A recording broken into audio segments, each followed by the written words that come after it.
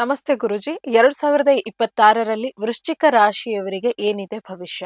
ನಮಸ್ಕಾರ ಅಮ್ಮ. ಹಾಗೆ BB ನ್ಯೂಸ್ ವೀಕ್ಷಕ ಬಂಧುಗಳಿಗೂ ಸಹ ಆತ್ಮೀಯ ಸ್ವಾಗತ ಮತ್ತು ಶುಭೋದಯ. 2026ರಲ್ಲಿ ವೃಶ್ಚಿಕ ರಾಶಿಯ ಭವಿಷ್ಯ ಫಲಾಫಲಗಳು ಹೇಗಿದೆ ಅಂತ ತಿಳ್ಕೊಳ್ಳೋಣ. ಮೊದಲಿಗೆ ರಾಶಿ ಚಕ್ರವನ್ನು ಗಮನಿಸ್ಬಿಡೋಣ. 2026ರಲ್ಲಿ ಹೇಗೆ ಇತ್ತು ರಾಶಿ ಚಕ್ರ ಆರಂಭದಿಂದ ಅಂತ ತಿಳ್ಕೊಳ್ಳೋಣ. ವೃಶ್ಚಿಕ ರಾಶಿಯಲ್ಲಿಯೇ ಮಾಂದಿ, 2ನೇ ಮನೆಯಲ್ಲಿ ಬುಧ, ಶುಕ್ರ, ರವಿ, ಕುಜ ಇರ್ತಾರೆ. ಮತ್ತೆ 4ನೇ ಮನೆಯಲ್ಲಿ ರಾಹು, 5ನೇ ಮನೆಯಲ್ಲಿ ಶನಿ, ಮತ್ತೆ 7ನೇ ಮನೆಯಲ್ಲಿ ಚಂದ್ರ, 8ನೇ ಮನೆಯಲ್ಲಿ ವಕ್ರಿ ಗುರು, 10ನೇ ಮನೆಯಲ್ಲಿ ಕೇತು. ಇವಿಷ್ಟು ವೃಶ್ಚಿಕ ರಾಶಿಯನ್ನು ಕೇಂದ್ರವಾಗಿಟ್ಕೊಂಡು ನೋಡಿದಾಗ ಇರ್ತಕ್ಕಂಥ ಗ್ರಹ ಸ್ಥಿತಿಗಳು. ಈಗ ಅವುಗಳ ಮೂಲಕ ಫಲಾಫಲಗಳು ಹೇಗಿರುತ್ತವೆ ಅಂತ ನೋಡ್ತಾ ಹೋಗೋಣ. ರಾಶ್ಯಾಧಿಪತಿ ಕುಜ ದ್ವಿತೀಯದಲ್ಲಿದ್ದಾನೆ, ಅಂದ್ರೆ 2ನೇ ಮನೆಯಲ್ಲಿದ್ದಾನೆ. ಹೀಗಾಗಿ ಕೃಷಿಯಿಂದ ಲಾಭವನ್ನು ಕಾಣಬಹುದು. ಅಂದ್ರೆ ಏನು? ನಿಮ್ಮ ಬೆಳೆದ ಬೆಳೆಗೆ ಉತ್ತಮ ಬೆಲೆ ಸಿಗುತ್ತೆ. ನೀವೇನೋ ಒಂದು 5 ಕ್ವಿಂಟಾಲ್ ದವಸ ಬರುತ್ತೆ ಅಂತೀರ, ಅದು ಜಾಸ್ತಿ ಬರಬಹುದು.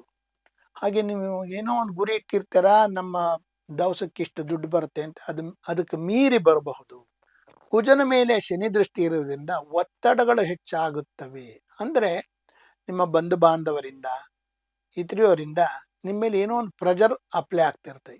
ಏನೋ ಇದು ಮಾಡಬೇಡ ಅಥವಾ ಇದು ಮಾಡು ಅನ್ನೋ ರೀತಿ ಒತ್ತಡಗಳು ಬರ್ತಾ ಇರುತ್ತೆ.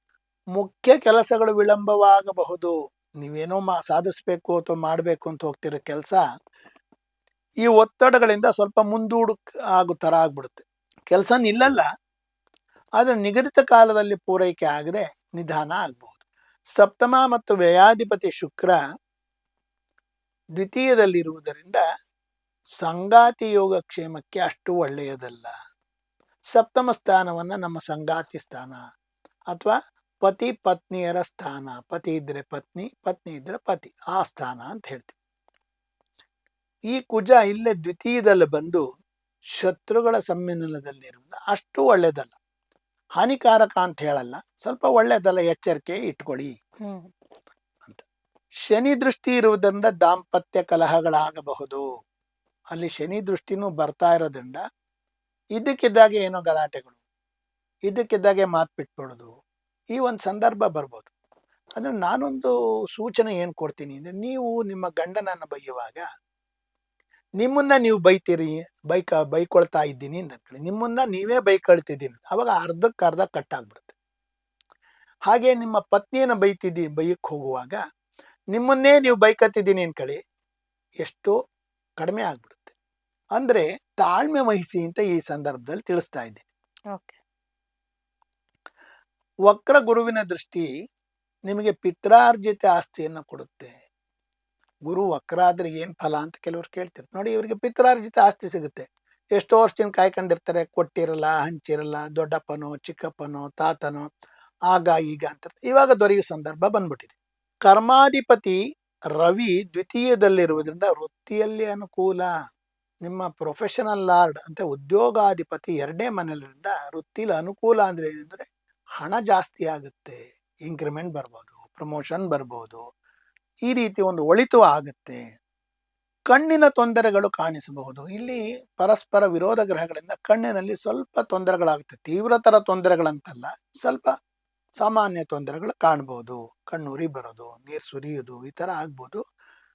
ಅಂಥದ್ದೇನು ತೀವ್ರವಾಗಿ 16 ದಿನ ಚಿಕಿತ್ಸೆ ತಗೊಳ್ಳೋಂಥ ಅವಕಾಶಗಳಿಲ್ಲ. ಸಪ್ತಮ ಚಂದ್ರನಿಂದ ಪ್ರೀತಿ ಪ್ರೇಮಗಳು ಸಫಲವಾಗುತ್ತೆ. ಇವರು ಅನಿರೀಕ್ಷಿತ ಪ್ರೀತಿಗೆ ಬಿದ್ದು ಬಿಡ್ಬೋದು, ಅಥವಾ ಇವ್ರಿಗೆ ಗೊತ್ತಿಲ್ಲದೆ ಯಾರೋ ಇವ್ರನ್ನ ಪ್ರೇಮಿಸ್ತಿರೋರು ಬಂದು ಹೇಳ್ಕೋಬಹುದು, ನಾನು ನಿನ್ನ ಪ್ರೀತಿ ಮಾಡ್ತಿದ್ದೀನಿ ಅಂತ. ಈ ರೀತಿ ಆದ ಪ್ರೇಮಗಳು ಸಫಲವಾಗುತ್ತೆ ಅಂದ್ರೆ ಅದು ಒಳ್ಳೆ ರೀತಿ ಎಂಡ್ ಆಗುತ್ತೆ, ಅಂದ್ರೆ ಒಂದು ವಿವಾಹ ಆಗುತ್ತೆ ಅನ್ನೋದು ಅದರ ಅರ್ಥ. 4ನೇ ಮನೆ ರಾಹುನಿಂದ ನಂಬಿದವರಿಂದ ಧನ ನಷ್ಟ. ಯಾರೋ ನಿಮ್ಗೆ ಸೈಟ್ ಕೊಡಿಸ್ತೀನಿ ದುಡ್ಡು ಕೊಡು ಅನ್ಬೋದು, ಅಥವಾ ಹಣ ಕೊಡಿ ವಾಪಸ್ ಕೊಡ್ತೀನಿ ಅಂತ ಹೇಳ್ಬೋದು, ಬಡ್ಡಿ ಕೊಡ್ತೀನಿ, ಇವೆಲ್ಲ ಸ್ವಲ್ಪ ಧನ ನಷ್ಟ ಆಗುತ್ತೆ. ಎಚ್ಚರಿಕೆಯಿಂದ ನೋಡ್ಕೊಂಡಿರಿ. ಬಂಧುಗಳ ಜೊತೆ ಮಾತ್ರ ಹೆಚ್ಚು ಹೋಗೋದು ಬೇಡ, ಹೊರಗಿನವ್ರ ಹತ್ರ ಹೋಗುವಾಗ್ಲೂ ಎಚ್ಚರಿಕೆ ವಹಿಸಿ. ಧರ್ಮ ಕಾರ್ಯಗಳಿಗಾಗಿ ಹಣ ಖರ್ಚಾಗುತ್ತೆ. ಯಾವಾಗ ಕರ್ಮಸ್ಥಾನದಲ್ಲಿ ಕೇತು ಇದನೋ ನಿಮ್ಮ ಆದಾಯವನ್ನ ಧರ್ಮ ಕಾರ್ಯಗಳಿಗೆ ಸ್ವಲ್ಪ ಖರ್ಚು ಮಾಡಲೇಬೇಕಾಗುತ್ತೆ. ಖರ್ಚು ಮಾಡ್ತೀರಿ, ಯಾವುದೋ ದೇವ್ರ ಪೂಜೆ ಮಾಡಿಸೋದು ಅಥವಾ ಯಾವುದೋ ದೇವರಿಗೆ ಡೊನೇಷನ್ ಕೊಡೋದು, ಇವೆಲ್ಲ ಆಗುತ್ತೆ. ಮಕ್ಕಳೊಡನೆ ವಿರೋಧಾಭಾಸಗಳಾಗಬಹುದು. ಅಂದ್ರೆ ಏನು? ನೀವು ಹೇಳಿದ ಮಾತು ನಿಮ್ಮ ಮಕ್ಕಳು ಕೇಳದೇ ಇರ್ಬೋದು, ಅಥವಾ ನಿಮ್ಮ ಮಕ್ಕಳು ಮಾತು ನಿಮ್ಗೆ ಹಿಡಿಸ್ದೇ ಇರ್ಬೋದು. ಈ ರೀತಿ ಮಕ್ಕಳೊಡನೆ ವಿರೋಧಾಭಾಸ ಇರುತ್ತೆ. ಆದರೆ ಸಮಚಿತ್ತದಿಂದ ಕೂತ್ಕೊಂಡು ಯೋಚನೆ ಮಾಡಿದಾಗ ಇದಕ್ಕೊಂದು ಪರಿಹಾರ ಖಂಡಿತ ಇರುತ್ತೆ. ಮೇ ತಿಂಗಳ ನಂತರ ಅನುಕೂಲ ಹೆಚ್ಚುತ್ತದೆ. ಅಂದ್ರೆ ಮೇ ಎಂಡಿಗೆ ಗುರು ಕಟಕ ರಾಶಿಗೆ ಬಂದ್ಬಿಡ್ತಾರೆ, ಅವಾಗ ಅನುಕೂಲ ಹೆಚ್ಚಾಗುತ್ತೆ. ವಸ್ತ್ರಾಭರಣಗಳ ಖರೀದಿ, ಯಾವುದೋ ಒಂದು ಡ್ರೆಸ್ ತಗೋಬೇಕು ಅಂತಿರ್ತೀರ, ಅಥವಾ ಯಾವುದೋ ಒಂದು ಆರ್ನಮೆಂಟ್ಸು ಆಭರಣ ಕೊಂಡ್ಕೋಬೇಕು ಅಂತಿರ್ತೀರ, ಅದಕ್ಕೆಲ್ಲ ಅವಕಾಶ ದೊರೆತು ಅದನ್ನು ತಗೊಳ್ಳುವಂಥ ಸಾಧ್ಯತೆಗಳು ಜಾಸ್ತಿ ಇರುತ್ತೆ. ಕೆಲವರಿಗೆ ಆನುವಂಶೀಯ ಕಾಯಿಲೆಗಳು ಕಾಡಬಹುದು. ಭಾಗ್ಯದ ಕೇತು ಹಿರಿಯರ ಕಾಯಿಲೆಗಳನ್ನು ಹರಿಸಬಹುದು ನಿಮ್ಮಲ್ಲಿ. ಏನು ಇತ್ತಿಲ್ಲ, ನಮ್ಮ ತಾತನ್ಗಿತ್ತು, ಇವಾಗ ನಂಗೆ ಬಂದ್ಬಿಟ್ಟಿದೆ, ಈ ಥರ ಹೇಳ್ತಾರಲ್ಲ, ಆ ಥರದೊಂದು ವಿಚಾರಗಳು, ಕಾಯಿಲೆಗಳು ಬರಬಹುದು. ನಿರುದ್ಯೋಗಿಗಳಿಗೆ ಉದ್ಯೋಗ ದೊರೆಯುತ್ತೆ. ಕೆಲಸ ಇಲ್ಲದಿದ್ದವ್ರಿಗೆ ಏನೋ ಒಂದು ಕೆಲಸ ಖಂಡಿತ ಸಿಗುತ್ತೆ. ನೀವು ಇನ್ನೂ ಹೆಚ್ಚಿನ ಒಳ್ಳೆಯದನ್ನು ಕಾಣಬೇಕು ಅಂದರೆ ಶಿವ ಆಂಜನೇಯ ಆರಾಧನೆ ಮಾಡಿ, ಅಶಕ್ತರಿಗೆ ದಾನ ಧರ್ಮ ಮಾಡಿರಿ.